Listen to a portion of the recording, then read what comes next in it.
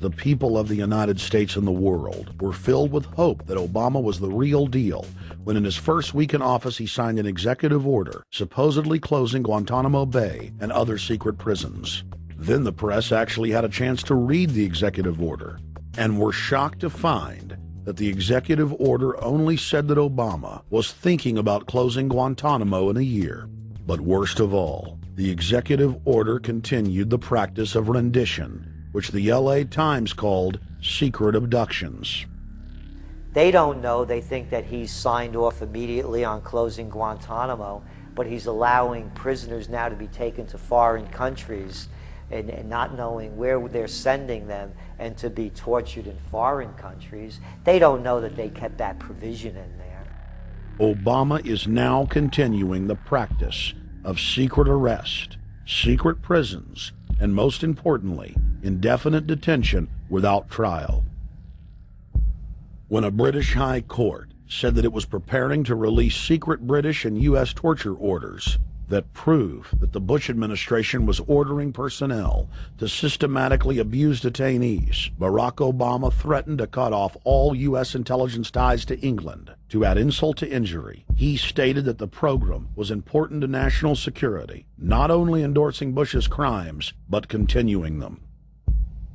Obama voted for a reinstatement of the Patriot Act. And by his early deeds already, again, as we saw with the issues of retention, he's willing to send people that have been charged with nothing to be tortured to so-called get the truth out of them. If the makers of this film attempted to cover all of Obama's lies, this documentary would never be released because there are new ones every day. So in the interest of time, we're going to cover one more big one. Barack and his handlers made the cornerstone of his campaign, keeping lobbyists and donors out of his administration. Within hours of being elected, Obama did a 180 and filled the White House and federal government with lobbyists and donors at all levels. Obama picked William Lynn, the top lobbyist for Raytheon, to fill the number 2 position at the Department of Defense. Timothy Geithner, former president of the private Federal Reserve Bank of New York, was picked by Obama to be Secretary of the Treasury. Geithner promptly crammed the Treasury Department full of lobbyists, like his Chief of Staff, Mark Patterson, formerly the top lobbyist at Goldman Sachs. Obama appointed top lobbyist to the Saudi royal family, George Mitchell, as the lead Middle Eastern envoy. Obama appointed the king of Wall Street lobbyists, Leon Panetta, to head up the CIA. Obama tapped Tom Daschle, top lobbyist for healthcare firms, to run the Department of Health and Human Services, and the list goes on and on. Then, 3 weeks into his administration, Obama launched a new lie, more outrageous than the previous. With Academy Award-level conviction, he said that he was upset about the banker bailout, which his own Chief of Staff, Rahm Emanuel, another former Wall Street executive, had engineered. Obama said that he had signed an executive order capping the CEO salaries of those who had taken the bailout money. There was just 2 problems. All the major banks and brokerage firms were exempt, and the new order only dealt with any future bailouts, and those were to be on the honor system. What gets people upset, and rightfully so, are executives being rewarded for failure. AIG, Bank of America, and Citigroup, which have received billions in bailout money, don't fall under this plan. Only banks negotiating future agreements with the government will be restricted. But this appears to be built on an honor system, and White House Press Secretary Robert Gibbs had a hard time explaining how enforcement would work. Well, let me get, I will get clarification from Treasury on that. Generally speaking, this is already the biggest liar and the biggest disappointment that we've seen in recent history. And again, qualitatively beyond the rather low standards set by Bush the Elder and Clinton in terms of delivering on promises. Bottom line, Obama is a fantastic actor and an even better liar. His track record is clear. He has done the opposite of everything he told the people he would do. They'll make up one lie after another. And if you believe these people, knock yourself out. I don't believe a word they say.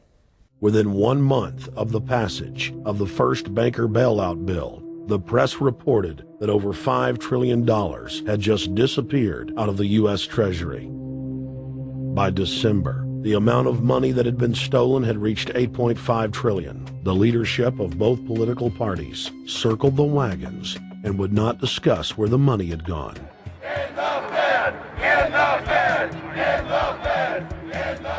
Informed Americans protested the private Federal Reserve System at all 38 of their regional governorship offices. Arrest Bernanke and Paulson! Arrest all the criminals that stole the banker bailout money! It was refreshing to see people standing up against the real power structure, not being distracted by the elite's frontmen like George W. Bush and Barack Obama. We traveled to Dallas, Texas to cover We the People taking on the real enemy. Hey, I want to talk to the workers up there on the parapet. The ones smoking cigarettes and just jump back. You're with the American people, we know that. But understand, ask the workers inside. You're not in a federal government building. You're in a private Federal Reserve that uses that name as a fraud. That'd be like if my first name was Federal Reserve Jones. I'm still not the federal government. I'm not a federal agency. But if I said my name was Federal Reserve, I could go out and pay off politicians and get them to allow me to get into power so I could issue the currency and credit, and then I could buy up the world. That's what these criminals have done. A lot of people think that the Federal Reserve is already part of the government. They're not. It's controlled by cliques of unelected, unaccountable bankers meeting in secret. Most of these people have never even been through the formality of a Senate hearing or a Senate confirmation. They claim that they're part of the U.S. government. They masquerade as if they were part of the U.S. government. But in reality, this is a purely private operation. Jackals, hyenas, raptors, all of them loyal, not to the American people, but to the Wall Street banks, which is where most of them come from. Everyone is pointing to Barack right now, President Obama, as saying, you got to get the economy together. You got to get the economy together. When in fact, the president has very little to do with the economy. It's the Federal Reserve chairman that at least sets the policy. That's a privately owned company, the Federal Reserve Bank. They set the agenda. These guys are masquerading as a federal institution. They are a private banking consortium, and this is their front, their holding company. The Federal Reserve is not federal. It's a front for a private banking cartel. That's on record in congressional testimony, and they're the ones orchestrating the economic collapse we're seeing right now, so that's why we're here.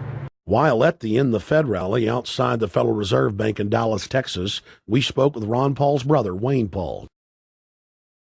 1913, the Federal Reserve Act was passed, floor of the House, where 3 members of Congress were on the floor. At that time, they only needed a majority of votes to pass it. So in 1913, the Federal Reserve Act was passed.